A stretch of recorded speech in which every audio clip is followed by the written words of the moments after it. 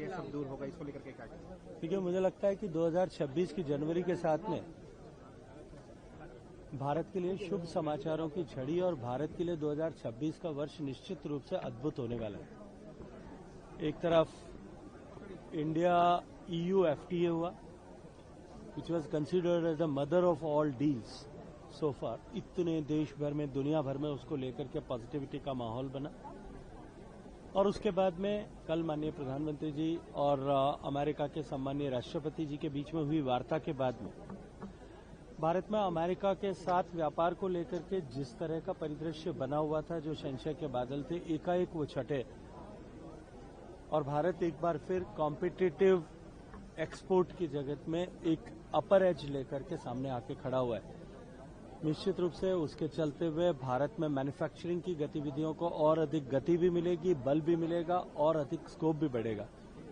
लेकिन इस चुनौती और कठिनाई के पिछले दिनों में भी जिस तरह से भारत के विभिन्न क्षेत्रों में काम करने वाले उद्यमियों ने, एक्सपोर्टर्स ने माननीय प्रधानमंत्री जी के आह्वान पर नए एवेन्यूज को तलाशा, उनको डेवलप किया। मैं ये मानता हूं कि ये जो अवरोध और गतिरोध आया था, इस गतिरोध से जो हमारे लोगों की क्षमता, हौसला और उनका विंग स्पैन बढ़ा हुआ है, उसका दोहरा लाभ जो है हमको आने वाले समय में होगा। मैं देश के सभी व्यवसायियों को, व्यापारियों को, उद्यमियों को और उनके नीचे कैस्केडिंग जो फोर्सेज होती हैं, हमारी लेबर फोर्सेज, उन सबको बहुत सारी बधाई देते हुए माननीय प्रधानमंत्री जी का हृदय से धन्यवाद करता हूं। एक बहुत इंपॉर्टेंट सेक्टर जो टेक्सटाइल के वर्टिकल में आता है, हैंडीक्राफ्ट्स का, क्योंकि मैं जोधपुर शहर से आता हूं और जोधपुर शहर हैंडीक्राफ्ट एक्सपोर्ट का एक बड़ा स्टेशन है। हम लगभग साल का 5,000 करोड़ रुपए से ज्यादा का एक्सपोर्ट करते हैं। मेरी अभी सभी एक्सपोर्टर्स से, प्रमुख लोगों से, एसोसिएट के लोगों से बातचीत हुई है। एक अद्भुत उत्साह का माहौल उनके ऊपर है, अत्यंत प्रसन्नता का माहौल है, जो संशय के बादल छटने के बाद में एकाएक रोशनी दिखाई दे रही है। मैं माननीय प्रधानमंत्री जी को जोधपुर के हैंडीक्राफ्ट मैन्युफैक्चरर्स की ओर से, छोटे छोटे हैंडीक्राफ्ट में काम करने वाले हस्तशिल्पियों की ओर से हृदय से धन्यवाद देते हुए इस अभूतपूर्व निर्णय के लिए उनको बधाई देते हैं। इसके लिए विपक्ष कह रहा है कि अमेरिका से फैसले हो रहे हैं, जबकि हमारे संसद से फैसले होने चाहिए थे अपने देश के लिए। क्या आपको लगता है कि दो देशों के साथ में जो फैसला होता है किसी एक देश से हो सकता है? डोनाल्ड ट्रंप साहब ने खुद अपने जो है ट्वीट में लिखा, माननीय प्रधानमंत्री जी से बात हुई, वो मेरे अच्छे मित्र हैं, उनसे वार्ता अनेक विषयों पर हुई, उनमें से एक विषय यह था और उसके बाद में हमने ये निर्णय किया। अब वो किस तरह से अमेरिका से हुआ, ये तो वही जान सकते हैं।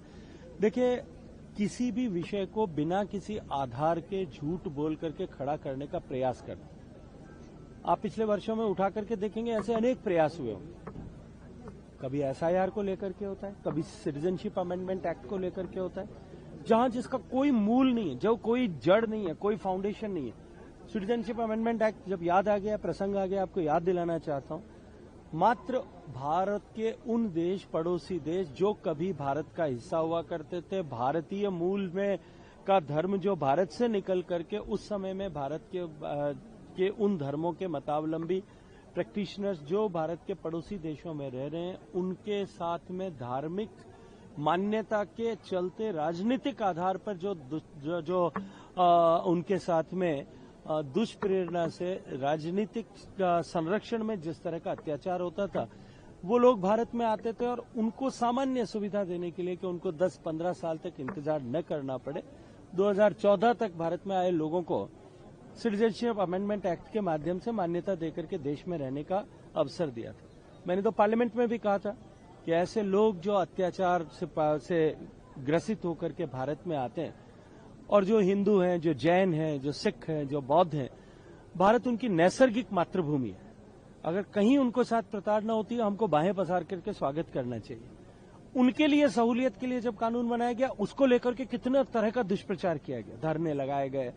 देखा था कि कलकत्ता में, जयपुर में तत्कालीन मुख्यमंत्री हजारों एक मजहब विशेष के लोगों को लेकर के मोर्चा निकाल रहे थे, जबकि उनका उससे कोई संबंध नहीं था। ये जो झूठ बोल करके और इस तरह के जो है दुष्प्रचार करके इस तरह का संशय खड़ा करने की जो राजनीति है, ये पिछले 10 वर्षों से निरंतर चल रही है। मैंने एक उदाहरण दिया, मैं हर उदाहरण पे इस तरह की बात कर सकता हूं। रफाल पे कितनी तरह की चर्चा की गई, अंततः क्या हुआ? सुप्रीम कोर्ट, मतलब the cost could be so high कि दो देशों के बीच में जो है वो रिलेशंस खराब होने की स्थिति बना दी गई थी। आखिर सुप्रीम कोर्ट का चांटा पड़ने के बाद में शांति हुई, किसी की भी मानने को तैयार नहीं।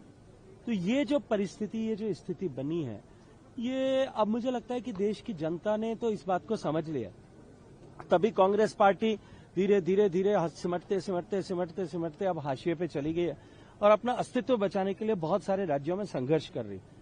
और अब मैं मानता हूं कि जिस तरह का आचरण और व्यवहार कल देश भर ने संसद में देखा, उस आचरण और व्यवहार के बाद में उनकी पार्टी में भी अब उनको, जो भी जिनको आप सब लोग जानते हैं, मुझे नाम लेने की आवश्यकता नहीं है, उनकी पार्टी में अपना अस्तित्व बचाने के लिए भी आपको धीरे धीरे उनको इस तरह का संघर्ष करना पड़ रहा है, वो भी हाशिए पे सिमटते जा रहे हैं।